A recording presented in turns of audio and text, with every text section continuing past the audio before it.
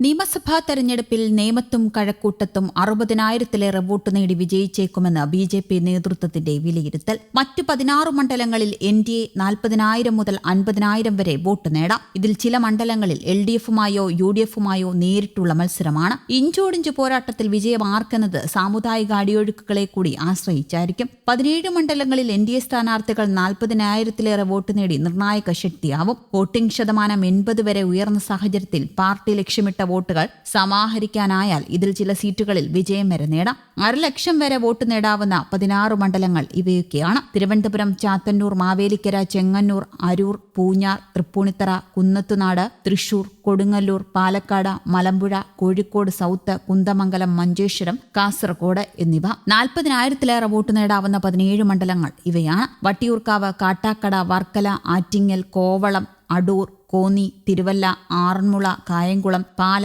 Kanjirappally, Nattika, Manalur, Shoranur, Ottapalam, Kozhikode north എന്നിവ. ഏറെ വിജയസാധ്യതയുള്ള പല മണ്ഡലങ്ങളിലും എൻ.ഡി.എ സ്ഥാനാർത്ഥികൾക്കെതിരായ മുസ്ലിം വോട്ടുകളുടെ ഏകീകരണം വെല്ലുവിളി ഉയർത്തുമെന്നും ബി.ജെ.പി. വിലയിരുത്തുന്നു. മുൻ നിയമസഭാ തെരഞ്ഞെടുപ്പുകളിൽ നിന്ന് വ്യത്യസ്തമായി നേമത്തും കഴക്കൂട്ടത്തെയും വെല്ലുവിളി ബി.ജെ.പി. സ്ഥാനാർത്ഥികൾക്ക് അതിജീവിക്കാനാകുമെന്നും പ്രതീക്ഷിക്കുകയാണ്. ഈ തെരഞ്ഞെടുപ്പോടെ മറ്റ് രണ്ട് മുന്നണികൾക്കൊപ്പം എൻ.ഡി.എയും കേരള രാഷ്ട്രീയത്തിലെ നിർണായക ശക്തിയായും മാറുമെന്നും വിലയിരുത്തുന്നുണ്ട്. നേമത്ത് ന്യൂനപക്ഷ വോട്ടുകൾ വി. ശിവൻകുട്ടിക്കും ശബരിനാഥനുമായി വിഭജിക്കപ്പെട്ടത് രാജീവ് ചന്ദ്രശേഖറിന് ഗുണകരമായെന്നാണ് ബി.ജെ.പിയുടെ കണക്കുകൂട്ടൽ. യുവാക്കളുടെ നിഷ്പക്ഷ വോട്ടർമാരുടെയും പിന്തുണ രാജീവ് ചന്ദ്രശേഖർ ഉറപ്പാക്കിയതായും പാർട്ടി കരുതുന്നു. കഴക്കൂട്ടത്ത് ശബരിമല വിഷയം സജീവമായി നിലനിന്നത് കടകംപള്ളി സുരേന്ദ്രന് തിരിച്ചടിയാകുമെന്നും അത് വി. മുരളീധരന് അനുകൂല തരംഗമുണ്ടാക്കുമെന്നുമാണ് ബി.ജെ.പിയുടെ പ്രതീക്ഷ.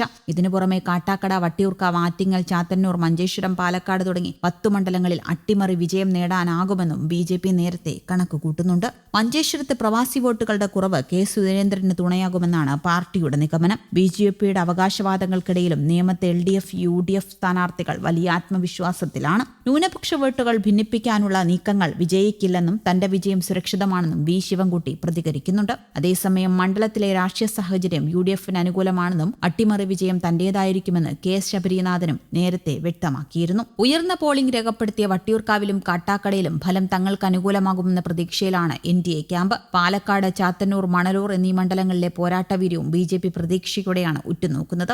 ഈ തെരഞ്ഞെടുപ്പിൽ സംസ്ഥാനത്ത് 78.27% വോട്ടെടുപ്പ് രേഖപ്പെടുത്തിയിട്ടുണ്ട്. നിരവധി മണ്ഡലങ്ങളിൽ 80% മുകളിലാണ് പോളിംഗ്. ഇത്രയും ഉയർന്ന വോട്ടെടുപ്പ് സാധാരണ ഒരു തെരഞ്ഞെടുപ്പ് പ്രവണതയല്ല, മറിച്ച് ജനങ്ങളുടെ ശക്തമായ രാഷ്ട്രീയ പങ്കാളിത്തവും ഭാവിയെക്കുറിച്ചുള്ള വലിയ പ്രതീക്ഷകളും പ്രതിഫലിപ്പിക്കുന്നതാണ്. ബി.ജെ.പി. സംസ്ഥാന അധ്യക്ഷൻ രാജീവ് ചന്ദ്രശേഖറിന്റെ വിലയിരുത്തൽ പ്രകാരം കേരളത്തിലെ ഇരട്ട മുന്നണി രാഷ്ട്രീയം ഇപ്പോഴും നിലനിൽക്കുന്നുവെങ്കിലും അതിന്റെ സ്വഭാവത്തിൽ മാറ്റം വരാനിടയുണ്ട്. ഭാവിയിൽ ഒരു വശത്ത് എൻ.ഡി.എയും മറ്റേ വശത്ത് CPM കോൺഗ്രസ് സഖ്യവും രൂപപ്പെടുന്ന രാഷ്ട്രീയ സാഹചര്യത്തിലേക്ക് കേരളം നീങ്ങാമെന്നതാണ് അദ്ദേഹത്തിന്റെ അഭിപ്രായം. കൂടാതെ 3 മുന്നണികൾ തമ്മിൽ നടക്കുന്ന അവസാനത്തെ പ്രധാന തെരഞ്ഞെടുപ്പായിരിക്കും ഇതെന്നും അദ്ദേഹം സൂചിപ്പിച്ചു. ജനങ്ങൾ ഈ തെരഞ്ഞെടുപ്പിനെ സാധാരണ അധികാരമാറ്റത്തിനുള്ള അവസരമായി മാത്രമല്ല, സംസ്ഥാനത്തിന്റെ ഭാവി നിർണ്ണയിക്കുന്ന നിർണായക ഘട്ടമായി കാണുന്നുവെന്നും അതുകൊണ്ടാണ് വോട്ടെടുപ്പ് ശതമാനം ഉയർന്നതെന്നും അദ്ദേഹം പറയുന്നു. വലിയൊരു രാഷ്ട്രീയ മാറ്റത്തിനുള്ള തീരുമാനം ജനങ്ങൾ എടുത്തുവെന്നതിന്റെയും സൂചനയാണ് ഈ ഉയർന്ന പോളിംഗ് എന്നും അദ്ദേഹം അഭിപ്രായപ്പെടുന്നു. അതേസമയം രാജ്യത്തിന്റെ വിവിധ ഭാഗങ്ങളിൽ കോൺഗ്രസും CPM ചേർന്ന ഇന്ത്യാ സഖ്യം നിലവിലുണ്ടെന്നും അത് ഭാവിയിൽ കേരളത്തിലും രൂപപ്പെടാനിടയുണ്ടെന്നും അദ്ദേഹം ചൂണ്ടിക്കാട്ടുന്നു. കോൺഗ്രസിനും CPM തമ്മിൽ ആശയപരമായോ പ്രവർത്തനപരമായോ വലിയ വ്യത്യാസമില്ലെന്നും അവരുടെ രാഷ്ട്രീയ സിദ്ധാന്തം, ഭരണരേഖ എന്നിവ പരിശോധിക്കുമ്പോൾ ഏകദേശം ഒരേ സ്വഭാവമാണെന്നും അദ്ദേഹം വിമർശിച്ചു. ഇതിലൂടെ കേരള രാഷ്ട്രീയത്തിൽ വലിയ മാറ്റങ്ങൾ വരാനിടയുണ്ടെന്ന സൂചനയും അദ്ദേഹം നൽകുന്നുണ്ട്. കഴിഞ്ഞ നിരവധി വർഷങ്ങളായി കേരളം ഭരിച്ച പാർട്ടികൾക്ക് വികസനത്തെക്കുറിച്ച് വ്യക്തമായ ദിശാബോധമില്ലെന്ന ബി.ജെ.പിയുടെ വിമർശനം ഈ തെരഞ്ഞെടുപ്പിൽ ഉയർന്നിട്ടുണ്ട്. പ്രധാനമന്ത്രി നരേന്ദ്രമോദിയുടെ നേതൃത്വത്തിൽ കഴിഞ്ഞ 12 വർഷമായി രാജ്യത്ത് നടപ്പിലാക്കിയ വികസന പദ്ധതികളുടെ തുടർച്ചയാണ് വികസിത കേരളം എന്ന ആശയം അവതരിപ്പിച്ചത് എന്നും അത് വെറും മുദ്രാവാക്യമല്ലെന്നും ബി.ജെ.പി. നേതാക്കൾ പറയുന്നു. ഈ തെരഞ്ഞെടുപ്പ് വെറും അധികാരമാറ്റത്തിനുള്ള അവസരം മാത്രമല്ല, കേരളത്തിന്റെ ഭാവി രാഷ്ട്രീയ ദിശ നിർണ്ണയിക്കുന്ന ഒരു നിർണായക ഘട്ടമായി മാറിയിരിക്കുകയാണ്. ഉയർന്ന വോട്ടെടുപ്പ് ശതമാനം, ശക്തമായ രാഷ്ട്രീയ മത്സരങ്ങൾ, മൂന്നാം മുന്നണിയുടെ ഉയർച്ച എന്നിവ ചേർന്ന് ഈ തെരഞ്ഞെടുപ്പിനെ വ്യത്യസ്തവും ശ്രദ്ധേയവുമായ ഒന്നാക്കി മാറ്റുന്നുണ്ട്. News desk, Kerala Kaumudi.